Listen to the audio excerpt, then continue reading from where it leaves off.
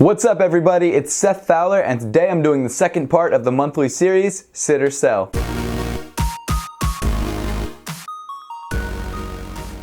Thanks so much for tuning in today guys. Make sure to hit that subscribe button down below if you haven't yet, but with all that being said, let's get into it. Last month I started a series called Sit or Sell where basically what I do is I look at all the upcoming sneakers for the next month, let you guys know what they are, and then let you guys know whether I think they're gonna sit or whether I think they're gonna sell. Everything in this video is based on my own opinion, informed by blog posts or store employees or wherever I can find sneaker information. So if you guys disagree, that's fine. Leave a comment in the comment section below. Let me know what you guys think. Also, don't make your buying decisions based on solely this video. If you guys want a pair of sneakers, go out and buy them for yourself. Don't buy them because other people want you to get them or because they're hyped. Get them because you guys like them. So without further ado, let's get into the August releases. So jumping right into the first release, there's a couple more Nike Air Max 97s dropping. I'm not really a fan of any of the colorways that are dropping. I'm sure some of you guys are, but even with that being said, I still think the sneakers are gonna sit.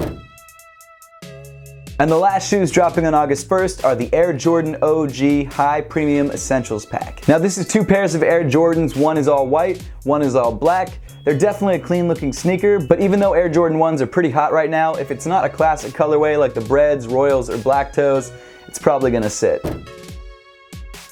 Next up on August 3rd, we've got a couple Nike sneakers dropping. The first of the three is the Nike React Hyperdunk 2017 FlyKnit. A quick strike version of the shoe already dropped in some stores and on Nike's website, which hasn't sold out yet. So based on that, I'm pretty sure that these guys aren't gonna sell out either. Still definitely a dope basketball shoe, and I'm definitely interested in trying it out, but like I said, I think they're gonna sit. The next shoe to release on that day, also with React foam cushioning, is the Air Jordan Superfly 2017. The Superflies are never really a hot shoe that sells out, but they have redesigned the Superfly for 2017 and added React foam cushioning, which I actually dig. But even with the more premium materials and updated design, I still think the sneaker is gonna sit. And finally, the last shoe to drop on August 3rd is the VaporMax Explorer Dark. It's kind of just another VaporMax with a gold swoosh. I'm not impressed, and I don't think a lot of other people will be impressed, so I think it's gonna sit. On August 5th, we've got the Air Jordan 5 White Cement dropping, a sneaker which I'm actually pretty excited about. The White Cement colorway pretty much looks clean on any Air Jordan sneaker, and the 5 is no exception. I also happen to like the 5 a lot, so I'm pretty excited about this shoe. But as I'm sure you've noticed, unless it's a super hyped up Jordan or a very classic retro, it's probably gonna sit. Dropping on August 8th is the Pharrell Williams Adidas Tennis Hue Mesh Pack. As I'm sure you guys know, the Tennis Hue is Pharrell Williams' signature sneaker, and personally, I don't love it. I especially don't love that crazy multicolored pack that just dropped. I thought that was trash, to be completely honest with you. And I mean, I don't really love the mesh pack either. Even though there is a little bit of hype around this pack, I don't think it's gonna be enough to make the sneaker sell out. I think maybe some colorways might, but overall, I don't think these shoes will be hard to find, so I'm gonna give them a sit.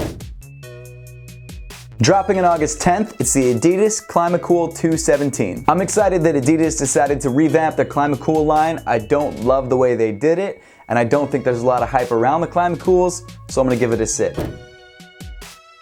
On August 11th, we have a relatively hyped pack, the Adidas NMD R10 Japan Pack. So in the pack, there are two different sneakers, a triple white and a triple black, and I've got to be honest, I think the triple white pair may sit. However, I still think there's a lot of interest in triple black sneakers because not everyone's been able to grab a pair yet, as you can tell by the constant selling out of any triple black Boost sneaker that's dropped. So for that reason, I think the triple black Japan Boost NMD R1 will probably sell out. Next up on August 12th, we've got the Uptempo Tricolor. Since they started bringing out retros of the Uptempos a couple months ago, they've been a pretty hot shoe. However, I think the hype is finally dying out. And personally, I think the Tricolor version of the shoe is a little bit worse than the regular version of the shoe. If you guys know me at all, you know I don't love the Uptempo. And I also think another reason the Uptempo does so well is because of nostalgia, and this isn't a shoe that really has any of that. So for that reason, I think it's gonna sit.